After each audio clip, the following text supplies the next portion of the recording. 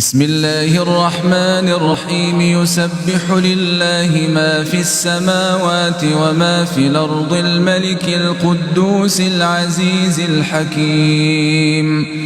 هو الذي بعث في الأميين رسولا منهم يتلو عليهم آياته ويزكيهم ويعلمهم الكتاب والحكمة وإن كانوا من قبل لفي ضلال مبين وآخرين منهم لما يلحقوا بهم وهو العزيز الحكيم ذلك فضل الله يؤتيه من يشاء